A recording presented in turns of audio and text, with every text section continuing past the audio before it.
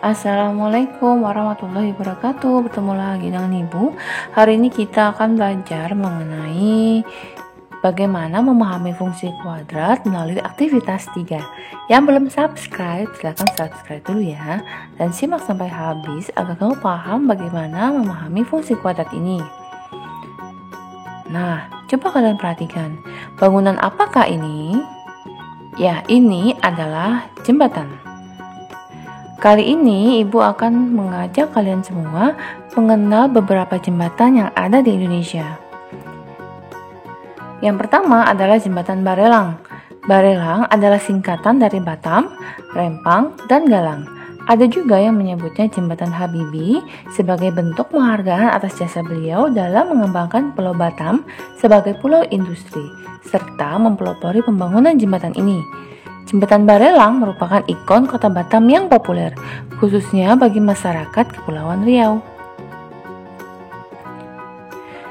Yang kedua adalah jembatan Ampera. Ampera adalah singkatan dari Amanat Penderitaan Rakyat. Jembatan ini berada di kota Palembang, Provinsi Sumatera Selatan. Pada awalnya, bagian jembatan ini bisa diangkat ke atas agar tiang kapal yang lewat di bawahnya tidak tersangkut jembatan. Namun, pada tahun 1970, aktivitas turun naik bagian tengah jembatan ini sudah tidak dilakukan lagi. Yang ketiga, jembatan Suramadu. Jembatan Suramadu adalah jembatan yang menghubungkan Pulau Jawa di kota Surabaya dan Pulau Madura di kota Bangkalan. Jembatan Suramadu saat ini merupakan jembatan terpanjang di Indonesia, yaitu 5.438 meter. Jembatan ini terdiri dari 3 bagian, yaitu jalan layang, jembatan penghubung, dan jembatan utama. Yang keempat adalah Jembatan Merah. Jembatan ini terletak di Bogor, Jawa Barat, tepatnya berada di Kebun Raya Bogor. Jembatan Merah ini mirip dengan Golden Gate Bridge di San Francisco, Amerika Serikat. Selanjutnya, ini adalah Jembatan Barito yang berada di Kalimantan. Jembatan Barito adalah jembatan yang membelah Sungai Barito yang terletak di Provinsi Kalimantan Selatan. Jembatan ini memiliki panjang 1082 meter dan pernah tercatat dalam rekor muri sebagai jembatan gantung terpanjang di Indonesia pada tahun 1997. Ini adalah Jembatan Bantar. Jembatan Bantar terletak di Kulon Progo, Yogyakarta. Jembatan ini merupakan monumen perjuangan terhadap agresi militer Belanda. Jembatan Bantar menyimpan nilai historis yang tinggi karena menjadi saksi bahu-membahu antara militer dengan rakyat dari berbagai kalangan dalam memperjuangkan kemerdekaan Indonesia. Nah, sekarang perhatikan desain jembatan berikut ini. Ini adalah tiang penyangga. Ini adalah gelagar. Gelagar berfungsi sebagai penahan beban kendaraan yang melewati jembatan. Selanjutnya, beban tersebut diteruskan pada sling baja penggantung melalui sling baja vertikal seperti pada gambar. Sling baja penggantung merupakan penahan keseluruhan beban pada jembatan, sehingga sling ini merupakan bagian yang paling penting. Nah, ada pertanyaan pertama. Coba kamu perhatikan garis lengkung yang terbentuk oleh sling baja penggantung. Apakah membentuk kurva yang simetris atau parabola? Coba kamu jelaskan. Yang kedua, coba kamu ingat, apakah kamu pernah melihat jembatan gantung di sekitar tempat tinggalmu atau melihat di televisi? Perkirakan berapa meter panjang bentangannya ya? Kalian bisa bertanya kepada orang tua, bapak, ibu, adik, kakak, atau tante, atau bahkan tetangga kamu, siapa tahu ada jembatan di sekitar tempat tinggalmu. Jika tidak ada, kalian bisa mencari di internet dan perkirakan berapa meter panjang bentangan jembatannya ya. Berdasarkan gambar tersebut, tentukan jarak sling baja vertikal kedua dari sumbu jembatan. Kalian bisa memutar ulang video ini untuk mengetahui gambar jembatan ini. Nah, yang keempat, jika panjang sling baja vertikal dapat dinyatakan sebagai fungsi X atau fx sama dengan 1 per 200x kuadrat, dengan X adalah jarak ujung sling vertikal terhadap sumbu jembatan. Tentukan bagaimanakah cara menentukan panjang tali T1. Coba kamu jelaskan. Cara menyelesaikannya adalah perhatikan gambar jembatan tadi. Katanya di soal, panjang sling baja vertikal dinyatakan sebagai fungsi X, sehingga fx sama dengan T1, yaitu panjang tali itu sendiri.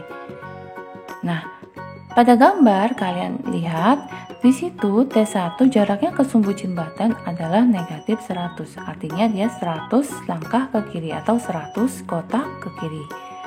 Nah, nilai X sama dengan negatif 100 ini kita akan masukkan ke dalam rumus tadi. X sama dengan negatif 100, artinya X diganti dengan negatif 100. Karena fx itu tadi adalah T1, kita ganti menjadi seperti ini. T1 sama dengan 1 per 200 dikali negatif 100 dikuadratkan. Nah, silahkan kamu cari berapa ya hasilnya.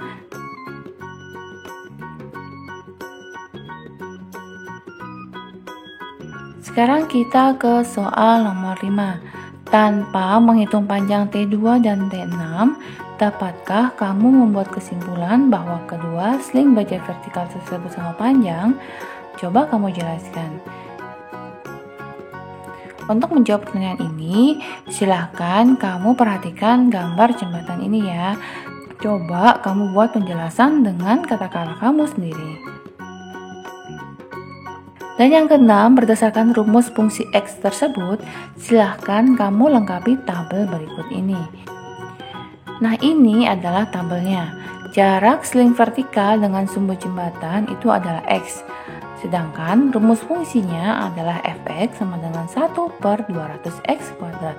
Tinggi sling baja vertikal yaitu T2 sampai T6. Cara menyelesaikannya adalah, coba kamu lihat pada gambar tadi.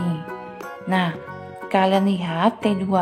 T2 ini ada jarak 1, 2, 3, 4, 5, 6, 7, 8. Ada 8 kotak ke kiri. Karena satu kotak ini mewakili 10 satuan, maka jika 8 kotak mewakili 80 satuan. Karena dia ke kiri, maka X-nya adalah negatif 80. Nah, nilai X tadi, yaitu negatif 80 tadi, kita masukkan ke dalam rumus, sehingga rumusnya ditulis seperti ini. Cara mencari tinggi sling baja vertikalnya adalah masukkan dan kalian tentukan hasilnya. Karena negatif 80 tadi adalah X-nya, dan kita masukkan ke dalam rumus menjadi 1 per 200 dikali 6400. Nah, ini bisa kita lakukan kanselasi atau sistem pencoretan. 0-nya 2 kita coret menjadi 1 kali 64 per 2. Hasilnya 32. Sehingga tinggi sling baja vertikalnya adalah 32. Nah, dengan cara yang sama, kotak yang kosong silahkan kalian isi ya dan lengkapi tabelnya.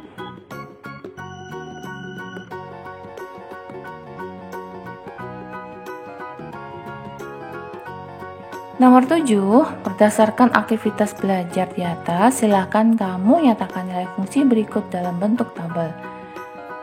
Sekarang kita akan menyelesaikan yang pertama dulu. Kalian buat dulu tabel seperti ini, karena pada fungsi kuadrat ini ada unsur X dan fx, maka kita buat dulu urutannya. Pada soal ini, Ibu akan memberi contoh negatif 3 sampai 3. Yang pertama, X-nya kita ganti dengan negatif 3. Karena X kuadrat, maka X-nya diganti negatif 3 menjadi negatif 3 kuadrat, yaitu 9. 9 kita taruh di dalam tabel seperti ini. Kemudian konstantanya 3, tidak ada unsur X, berarti kita taruh 3 saja. Selanjutnya, fungsi X sama dengan X kuadrat plus 3. X kuadrat ditambah 3. X kuadrat tadi 9 ditambah 3 menjadi 12. Nah, untuk kotak-kotak yang kosong ini silahkan kamu lengkapi ya. Caranya sama seperti yang sudah Ibu contohkan. Kemudian kita ke bagian B. Dengan tabel yang sama, yang berbeda hanyalah unsur-unsurnya atau suku-suku dari fungsi X itu. Ibu ambil misalkan X-nya negatif 3 sampai 3. Suku pada fungsinya yaitu 2X kuadrat dan negatif 3X. Kita masukkan satu persatu atau kita ganti nilai X-nya. Untuk yang pertama, X-nya negatif 3. Jadi, 2X kuadrat, X-nya kita ganti dengan negatif 3. Menjadi 2 kali negatif 3 kuadrat. Sama dengan 2 dikali 9 sama dengan 18. 18 ini kita taruh di dalam kotak ini.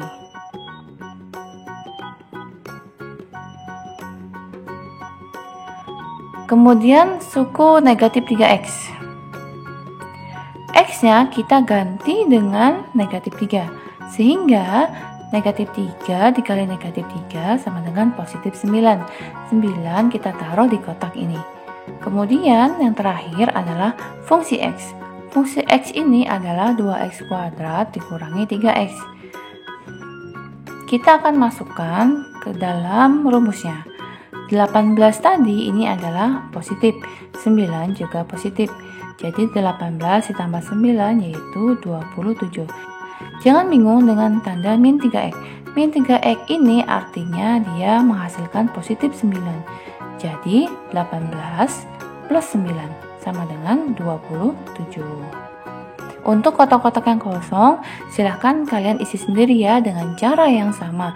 Pelan-pelan saja tidak apa-apa, yang penting kalian paham bagaimana memasukkan nilai X ini ke dalam fungsi kuadrat. Kemudian kita ke bagian C.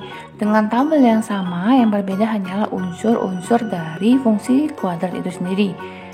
Yang bagian C, sukunya ada X kuadrat, 3X, dan min 1. Kalian perhatikan. Untuk yang pertama, kita ganti X-nya dengan negatif 3. Karena X kuadrat, maka negatif 3 dikuadratkan hasilnya 9. 9 ini kita taruh di kotak ini. Selanjutnya 3X. 3X berarti 3 dikali negatif 3, yaitu negatif 9.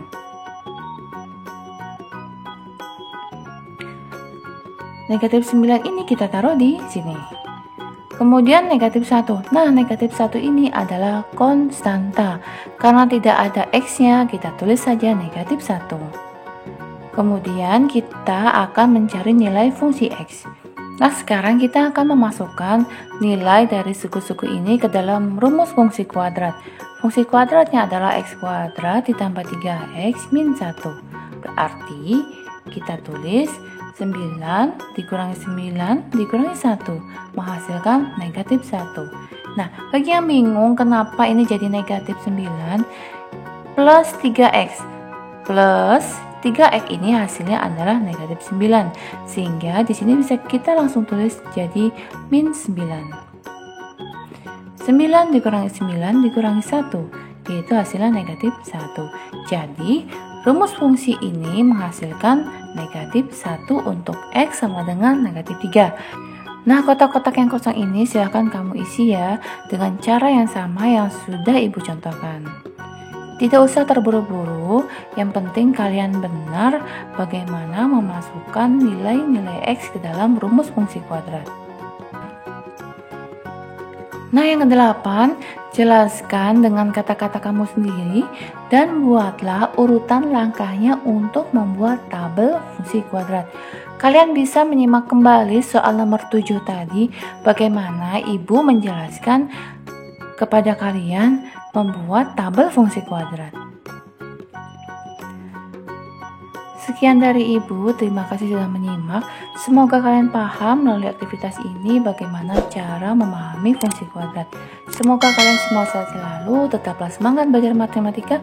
Wassalamualaikum warahmatullahi wabarakatuh.